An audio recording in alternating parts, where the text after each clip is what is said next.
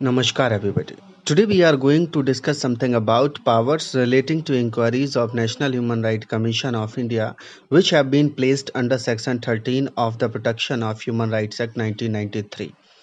My dear friends, आज हम राष्ट्रीय मानव अधिकार आयोग की जांच से संबंधित शक्तियां जो कि मानव अधिकार संरक्षण अधिनियम 1993 की धारा 13 में दी गई है, उसके संबंध में बात करने जा रहे हैं. So I would like to clarify the same. जो नेशनल ह्यूमन राइट कमीशन है उसे सिविल कोर्ट की पावर्स दी गई हैं, जबकि कोई सिविल कोर्ट मीन व्यवहारिक न्यायालय जब किसी सूट मीन बाद की ट्रायल मीन विचारण करता है तो विचारण करते समय जो भी एक सिविल कोर्ट को पावर होती हैं वही power national human right commission को सेक्शन 13 सबसेक्शन 1 में दी गई है.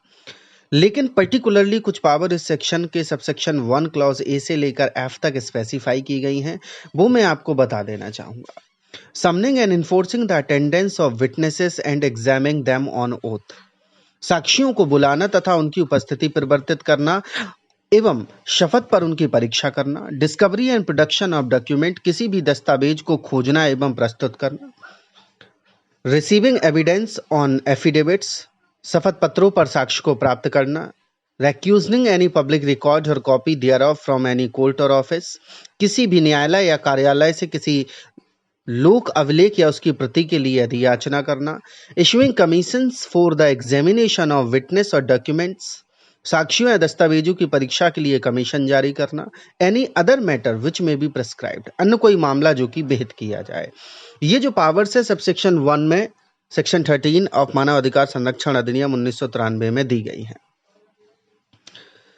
मानव अधिकार आयोग को सबसेक्शन 2 ऑफ सेक्शन 13 में माय डियर फ्रेंड्स किसी भी व्यक्ति से उस व्यक्ति के विशेषाधिकार के अध्ययन रहते हुए किन्हीं बिंदुओं पर जो कि मानव अधिकार के उल्लंघन के मामले की विषय वस्तु से संबंधित हो, उस संबंध में कोई जानकारी, कोई इंफॉर्मेशन प्राप्त करने के लिए अधिकार दिया गया है. और हर वो व्यक्ति जिसके पास वो इंफॉर्मेशन है, जो जानकारी है, उसे पेश करने के लिए बाध्य है, लीगली बाउंड है. और अगर वो व्यक्ति लीगली बाउंड है, उसे बनाया गया है इस सेक्शन में, और अगर वो एनएचआरसी की कंप्लाइंस नहीं करता then the person shall be liable for an offence, वो ऑफेंस के लिए लाइबल होगा.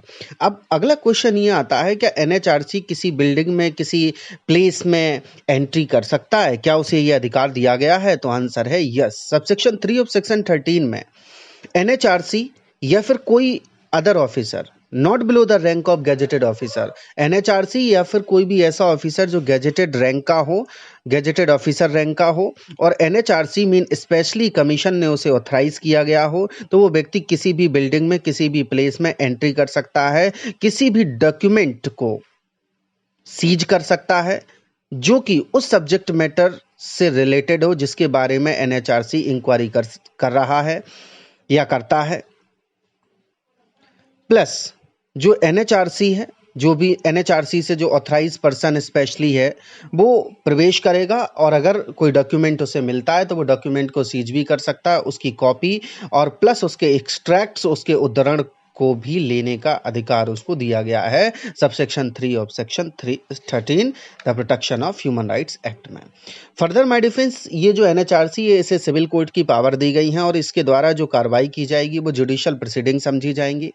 और जुडिशियल प्रोसीडिंग में अगर कोई व्यक्ति डिस्टर्बेंस क्रिएट करता है और या फिर एनएचआरसी को कोई स्टेटमेंट देने से मना करता है या स्टेटमेंट पर हस्ताक्षर करने से मना करता है तो ये आईपीसी के अनुसार पनिशेबल ऑफेंस भी हैं.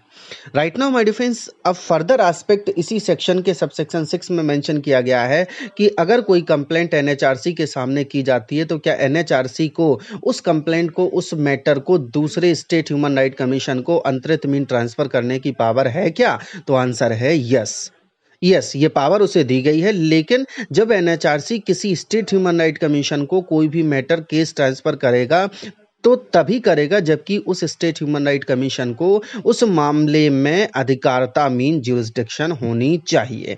और अगर NHRC subject to jurisdiction of state human right commission मामले को सबसेक्शन 6 से ऑफ सेक्शन 13 अगर ट्रांसफर कर देता है तो राज्य आयोग उस मामले को ऐसे मानेगा जैसे कि मान लो उस राज्य आयोग के समक्ष ही वो कंप्लेंट, वो मैटर फाइल किया गया हो। तो ये इंक्वायरी से रिलेटेड माय डिफेंस कुछ पावर्स दी गई हैं। ब्रीफली अगर हम इसको कहें तो ऐसे कह सकते हैं, the commission shall have the power of civil code under the CPC mean the Code of Civil Procedure 1908 for inquiring into the complaints under the Protection of Human Rights Act.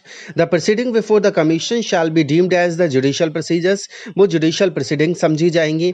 अगर हम ट्रांसफर ऑफ केसेस की बात करें, जैसा कि मैंने अभी आपको बताया, the transfer of complaints to the state human right commission by national human right commission of India, the national human right commission mean NHRC considers it necessary or expedient for doing so may transfer any filed or pending complaint before it to the State Human Rights Commission of the state from which the complaint arises to dispose of, in according to the Act, but subjecting to the jurisdiction of the State Human Rights Commission for entertaining the same. The transferred complaint, as I have told you, my dear friends, shall be dealt with and disposed of by the State Human Rights Commission as if it were a complaint filed before it initially. Mean अगर case transfer किया गया, शिकायत को परिवाद को transfer किया गया, तो राज्य आयोग उसे ऐसे ट्रीट करेगा मानो कि उसके समक्ष ही वो फाइल की गई हो। So my defence, these provisions have been mention under subsection 13 of the protection of human rights act 1993। If you like this video, please subscribe, like, share it, and thank you so much my dear friends.